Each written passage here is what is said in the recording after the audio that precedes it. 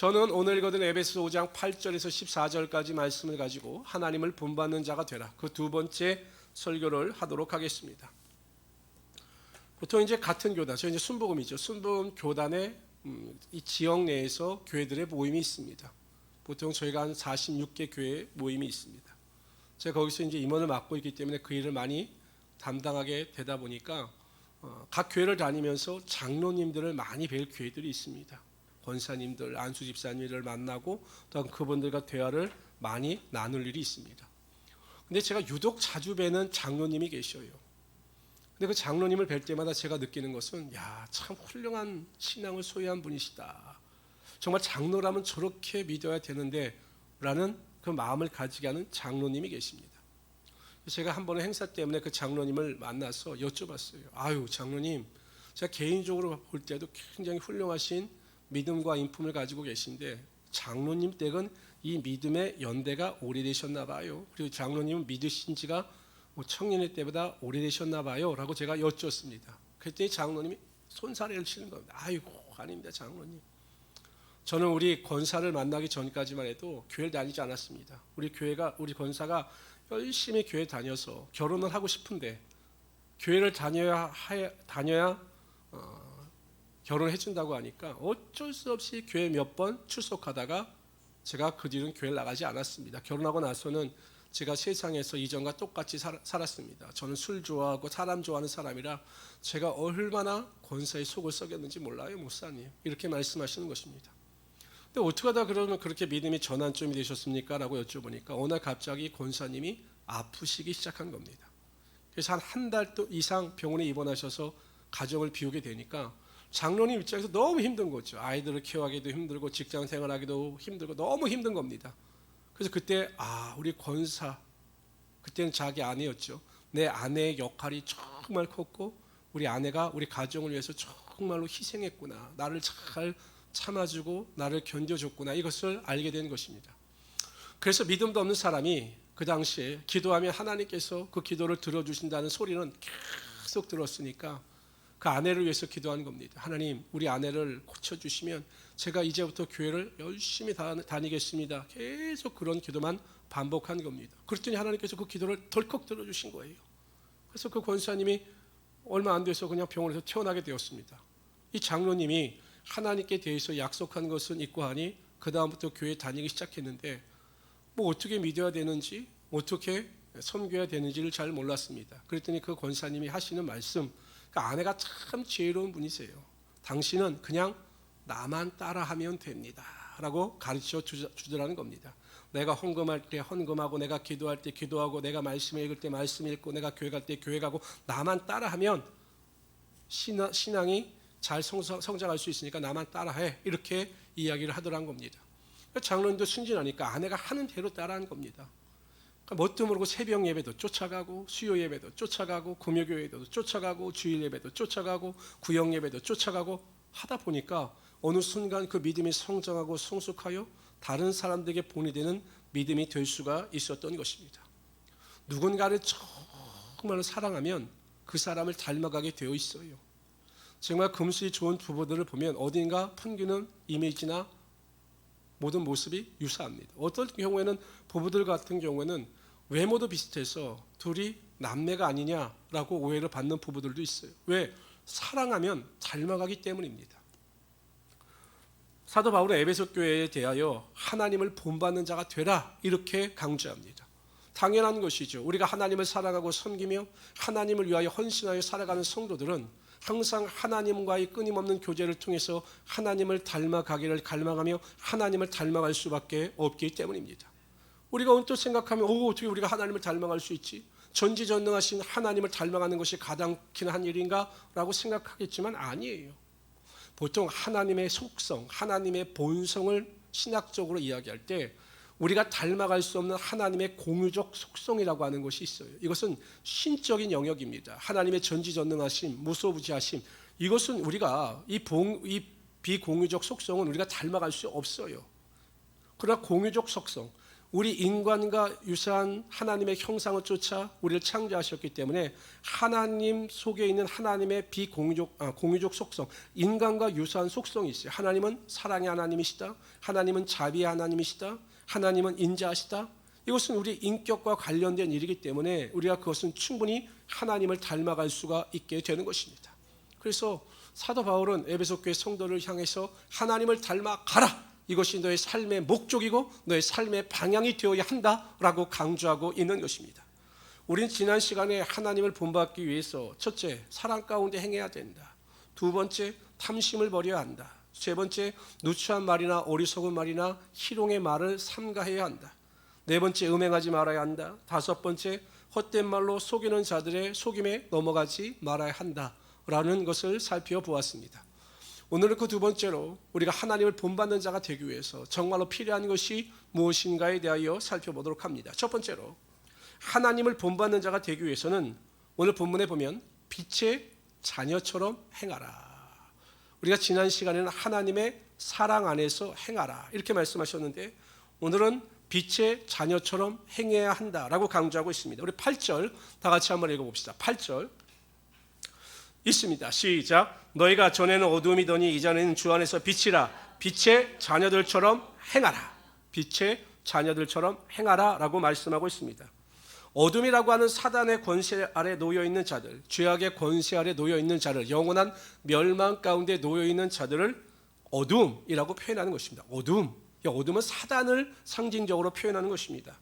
빛은 하나님의 권세 아래 놓여 있는 자들, 거룩함 가운데 놓여 있는 자들, 영생의 축복을 받은 자들을 상징적으로 표현하는 자들인 것입니다. 우리가 전에는 어둠에 속해 있었어요. 사단의 권세 아래 놓여 있었습니다. 멸망의 자리 가운데 놓여 있었습니다. 그러나 예수 그리스도께서 나의 구원자가 되심을 믿고 내 죄를 담당하시어 십자가 달려 돌아가심을 믿는 그 순간 우리의 모든 죄가 사함받음으로 말미암아 우리가 어둠에서 빛으로 사단의 권세에서 하나님의 자녀로 거듭나게 된 것입니다. 새로운 피조물이 된 것입니다. 그것을 빛의 자녀다라고 표현하고 있어요. 그러면서 빛의 자녀가 된 것만큼 그에 합당한 삶을 살아가야 한다라고 강조하고 있습니다.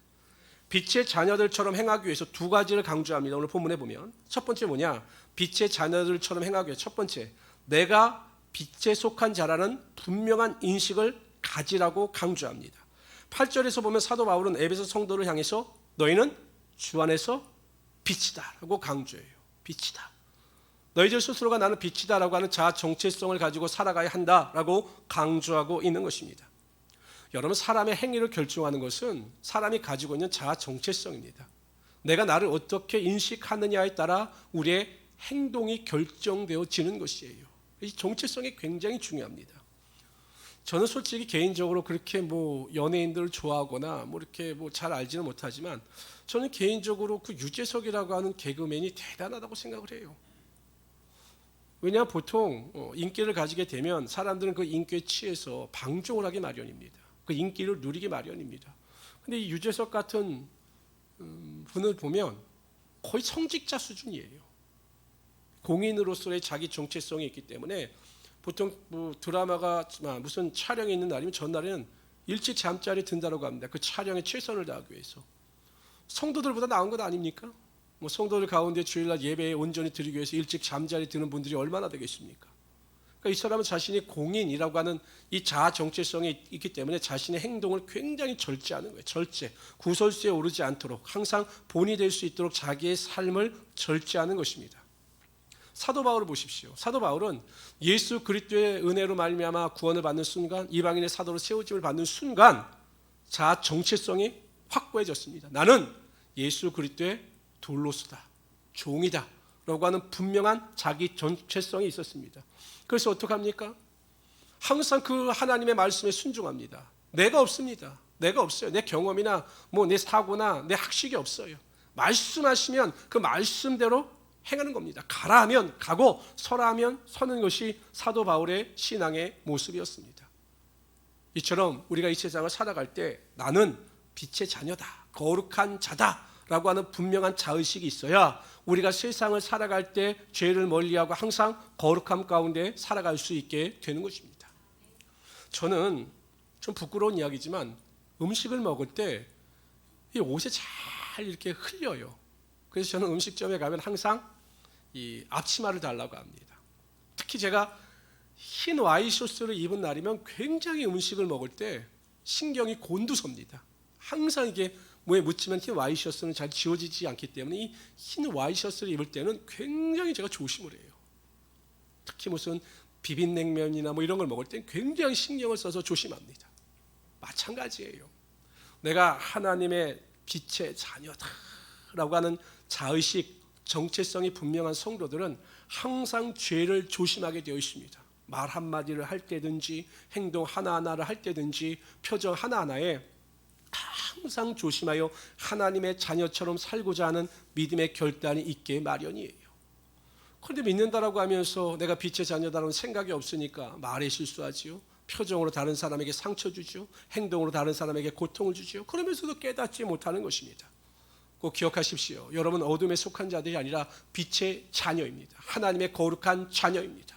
그러한 의식을 가지고 정체성 가운데 승리하며 살아갈 수 있는 하나님의 귀한 성도들이 되시기를 주님의 이름으로 축원합니다.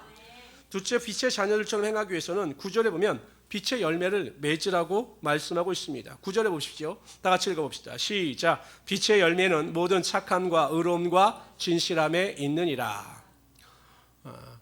우리가 성경은 원본은 없어요. 원본. 그러니까 예수님 당시에 예수님께서 말씀하실 때 기록했던 원본은 없어요. 근데 그 원본을 보고 기록한 사본이 대부분입니다. 그러니까 우리가 가지고 있는 성경도 사본을 번역하여 기록한 것이에요. 그런데 사본들 중에는 이 빛의 열매를 성령의 열매로 번역한 사본도 있다고 합니다. 물론 정확한 번역은 아니었지만 혹 학자들이 추론하기에는 이 빛의 열매를 더 자세하게 확대하여 설명한 것이 성령의 9가지 열매이기 때문에 후대의 사본들은 빛의 열매를 성령의 열매로 번역한 것이 아니겠는가라고 생각을 합니다. 굉장히 설득력이 있는 주장입니다. 저도 그 주장에 동의하는 바입니다. 첫 번째 보면 빛의 열매는 착함이라고 했어요. 착하다라고 하다. 영어는 굿이라고 설명을 합니다. 성령의 9가지 열매에서 보면 온유함과 자비와 양성입니다.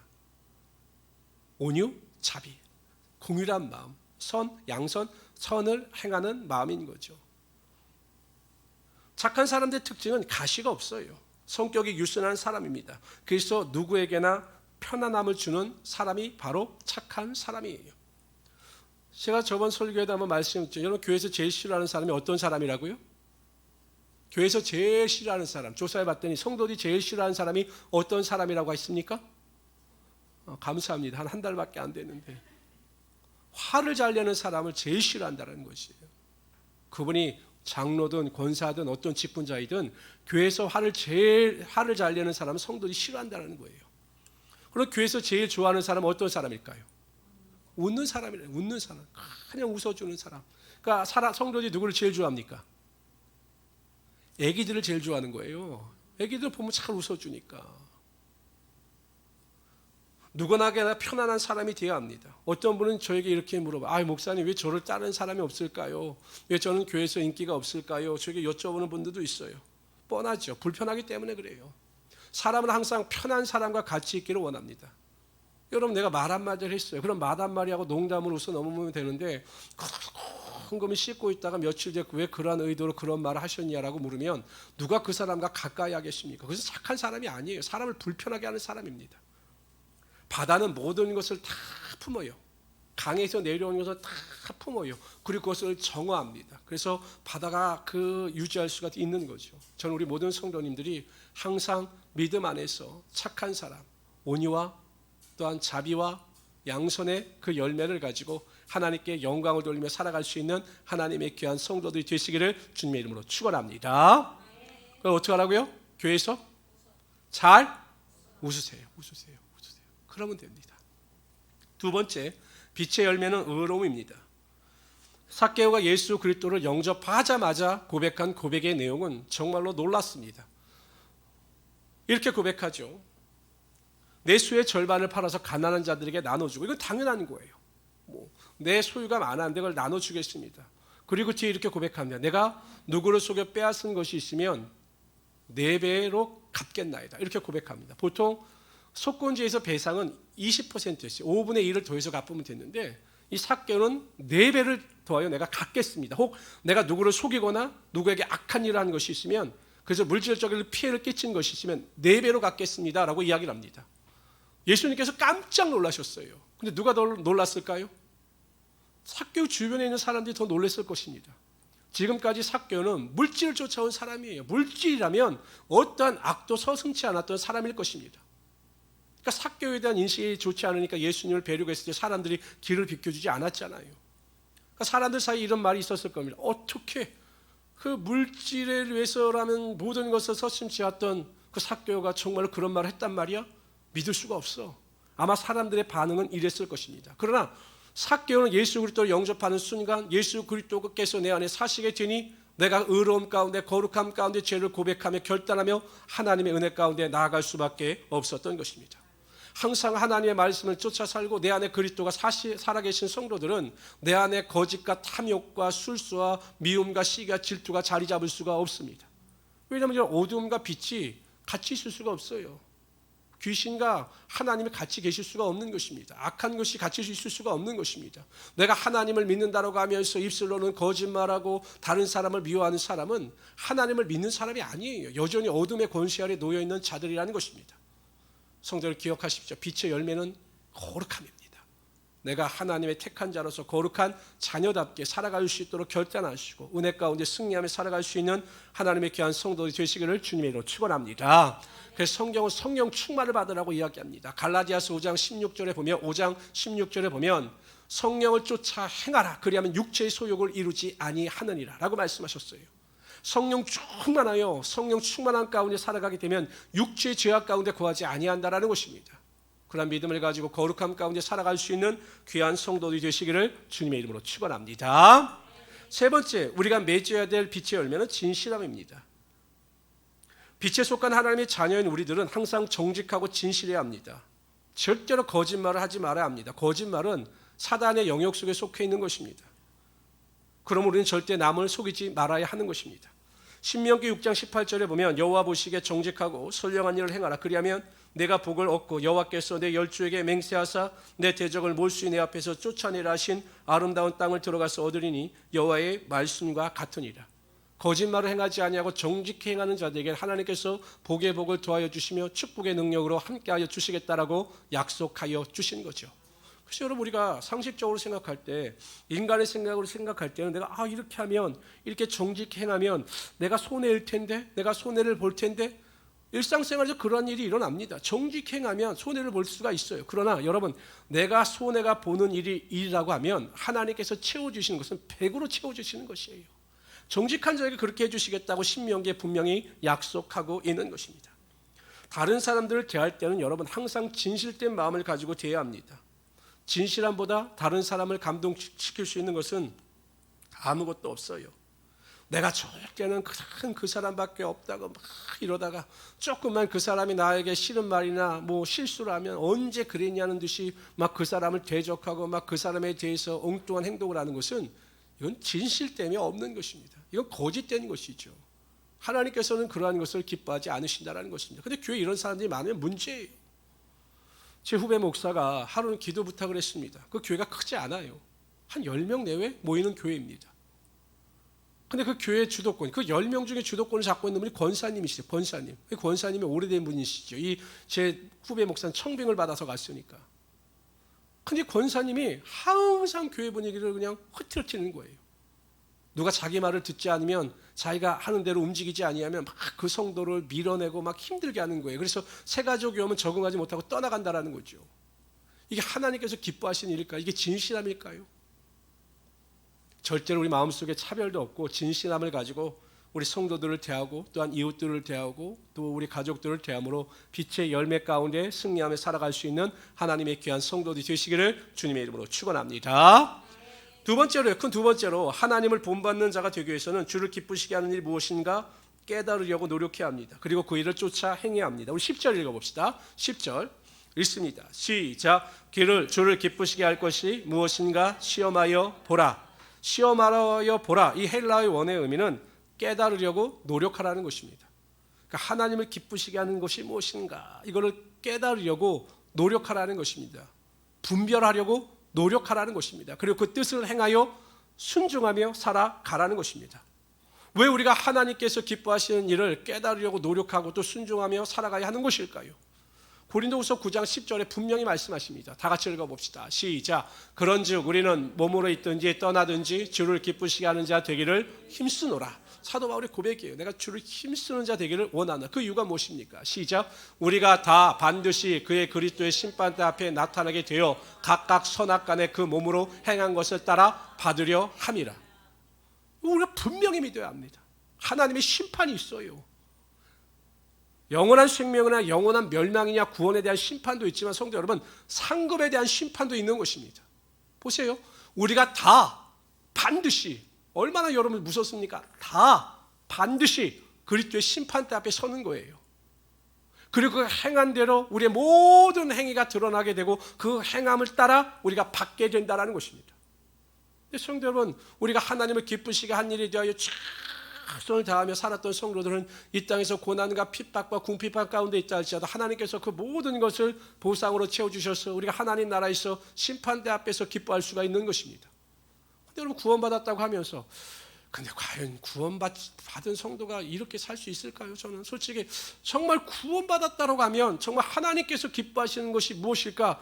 이것에 매진하면서 살아가는 것이 당연하지, 구원을 받았다, 교회를 다닌다라고 하면서 하나님을 이미 기뻐하시는 일이 무엇인가에 대하여 전혀 관심도 없다면 이게 세상 사람들과 무슨 구별점이 있겠느냐는 것입니다. 여러분 기억하세요. 하나님이 기뻐하시는 일이 무엇인가 항상 깨닫고 노력하며 그 일대로 행하는 자들에게는 반드시 하나님에 대한 큰 상급이 있게 된다는 것입니다. 그렇다면 하나님을 기쁘시게 하는 일이 무엇일까? 제가 구체적으로 설명을 드리겠습니다.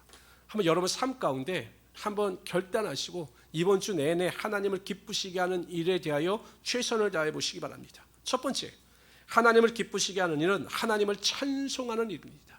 시편에 보면 이렇게 말씀하시요. 읽어봅시다. 시작. 내가 노래로 하나님의 이름을 찬송하며 감사함으로 하나님을 위대하시다 하리니 이것이 소 곧 뿔과 굽이 있는 황소를 드림보다 여호와를 더욱 기쁘시게 함이 될 것이라. 하나님을 찬송하는 것이 믿음 없이 드리는 제물보다 하나님을 더 기쁘시게 한다는 것입니다. 하나님을 찬송하는 것, 하나님께 감사하는 것, 더 확대해서 설명한다면 하나님께 전심으로 예배하는 것, 하나님께서 그것을 기뻐 받으신다는 것입니다. 하나님 앞에서 여러분 매일 믿는다고 하면서 원망하고 불평하고 짜증하면 여러분 생각해 보세요. 내가 기르는 자녀도 마찬가지 아니겠어요? 부모 앞에서 항상 기뻐하고 찬양하고 즐거워하고 긍정적인 말을 하고 소망의 말을 하면 자녀를 볼 때도 마음이 흐뭇합니다. 근데 그 자녀가 매일 못 살겠다, 짜증나다, 힘들다, 막 원망하고 불평하면 그 자녀를 보는 부모도 마음이 불편할 거예요. 하나님도 마찬가지죠. 하나님께서 우리 얼마나 귀하게 만드신 존재이고 우리를 얼마나 귀하게 구원하셨는데 매일 힘들다, 짜증난다, 원망하고 불평하고 예배생활 제대로 하지 않으면 하나님께서 그것을 기뻐 받으시겠느냐라는 것입니다. 삶의 환경에 문제가 있든 내가 병으로 인하여 고통을 당하든 어떤 상황 가운데서도 하나님을 찬양하고 하나님을 기뻐하며 하나님께 예배하는 자들을 하나님께서 기뻐 받아 주신다는 것이에요. 그래서 우리 성도님들은 결단하시고 일주일 동안 감사하시고 하나님을 찬양하시고 예배 가운데 승리의 삶을 살아갈 수 있도록 최선을 다하시는 하나님의 귀한 성도들이 되시기를 주님의 이름으로 축원합니다. 두 번째, 하나님을 기쁘시게 하는 일은 복음을 전파하여 영혼을 주님께로 인도하는 일입니다.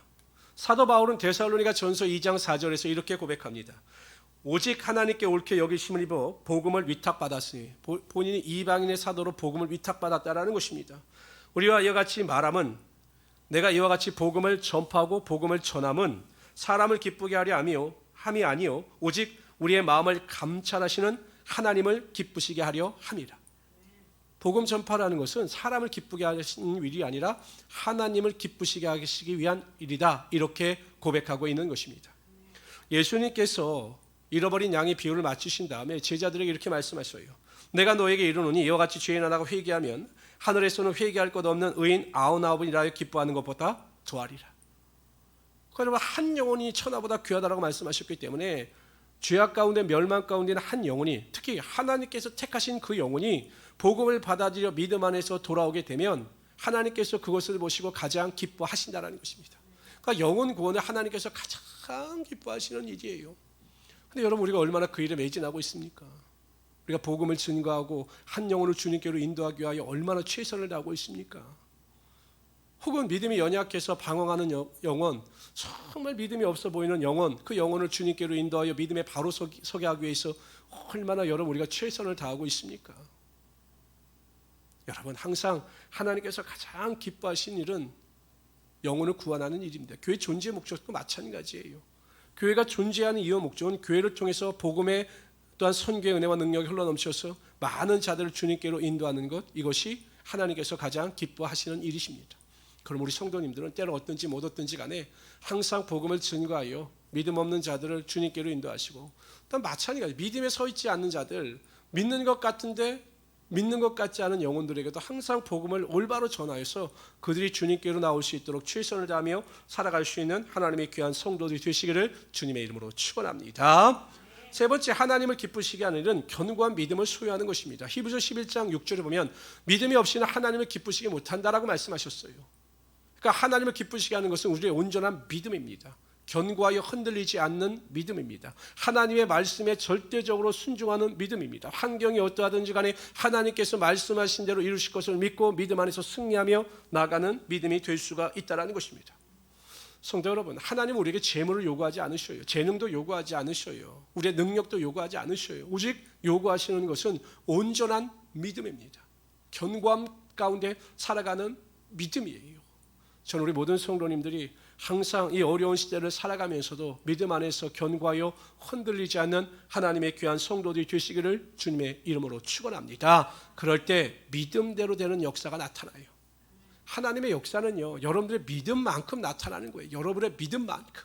그러므로 하나님 보시기에 합당한 믿음을 소유할 수 있도록 최선을 다하며 살아갈 수 있는 귀한 성도들이 되시기를 주님의 이름으로 축원합니다. 세 번째로 하나님을 본받는 자가 되기 위해서는 세상에서 소금과 빛의 역할을 감당해야 합니다. 우리 11절 읽어봅시다. 11절 시작. 너희는 열매 없는 어두움 일에 참여하지 말고 도리어 책망하라. 이게 무엇이냐?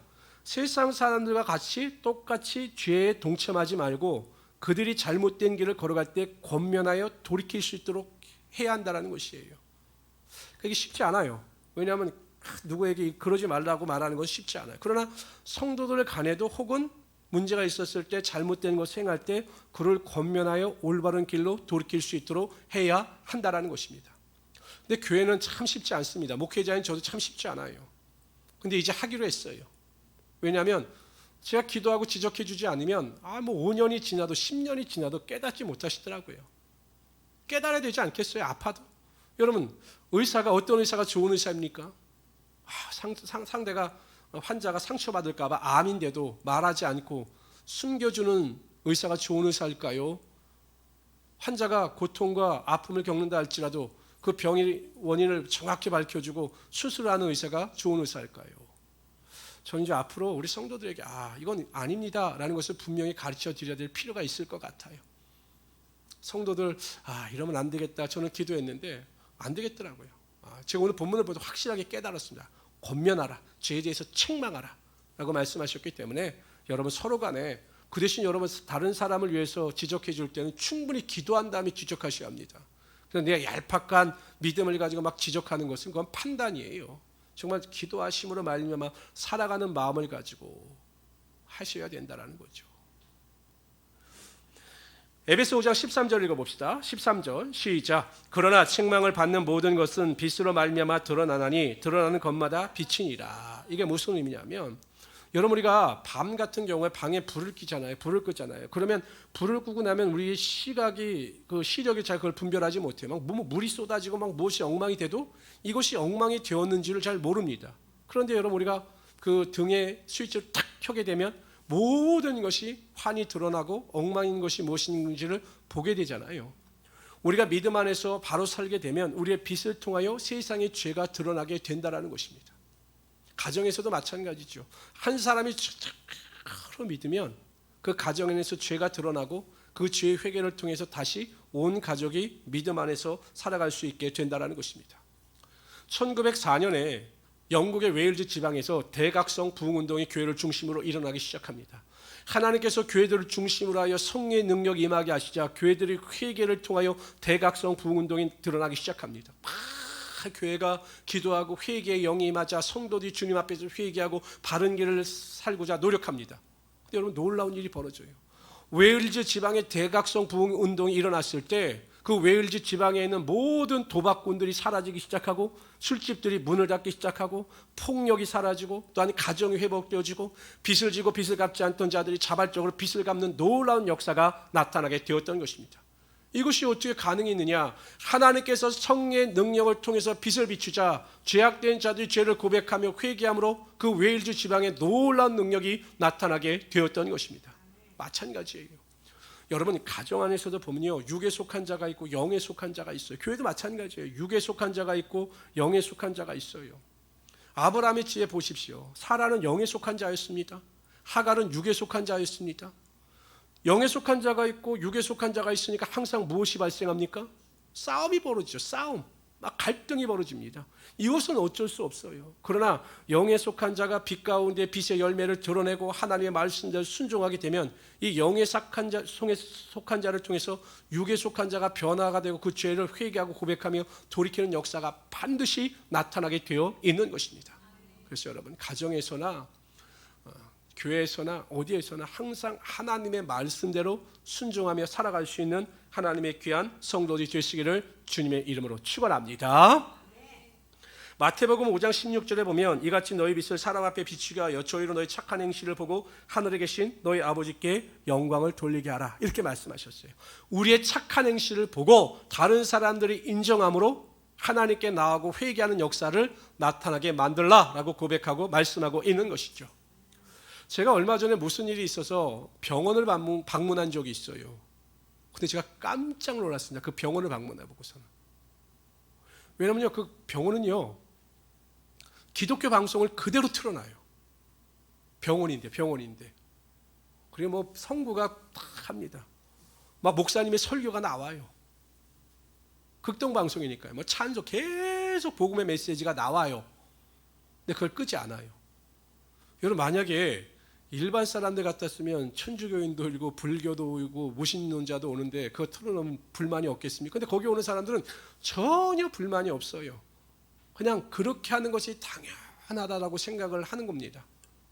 제가 큰 감동을 받았어요. 야, 이 원장님은 당당하구나. 복음에 대해서 당당하구나. 빛을 드러내는 자구나. 오는 자들마다 복음을 듣고 돌이킬 수 있겠구나 라고 하는 은혜를 받았습니다. 우리 예수 믿는 사람들이 좀 그렇게 당당하게 살아가야 하는 것입니다. 복음을 부끄러워하지 말아야 하는 것입니다. 빛의 열매를 드러내는 것에 대해서 정말로 자신감을 가지고 살아가야 하는 것입니다. 그럴 때 어둠의 권세는 떠나가고 하나님의 영광이 우리의 삶 가운데 분명히 임하게 될 것입니다. 과연 여러분들의 현재 최고의 관심사는 무엇입니까? 한번 생각해 보세요. 지금 오늘을 살아가고 있는 나에게 있어 최고의 관심사는 무엇일까? 내 인생의 관심사는 무엇일까? 한번 생각해 보시기를 바랍니다. 물질입니까? 뭐 아파트입니까? 뭐 요즘 하도 아파트 하니까 아파트입니까? 뭐 건강입니까? 어떤 분은 그냥 노후 막 이 말만 합니다. 노후 걱정입니까? 뭐 젊은 남성들 요즘 아주 게임 때문에 난리도 아니더라고요. 게임입니까? 최고 관심사는 어떻게 하면 좋은 아이템을 살까? 이 관심사입니까? 취미 활동입니까? 내 취미 활동이 최고의 관심사입니까? 아니면 여행 못 가서 요즘 젊은 사람도 아주 그냥 견딜 수가 없대요. 인생의 쾌락입니까?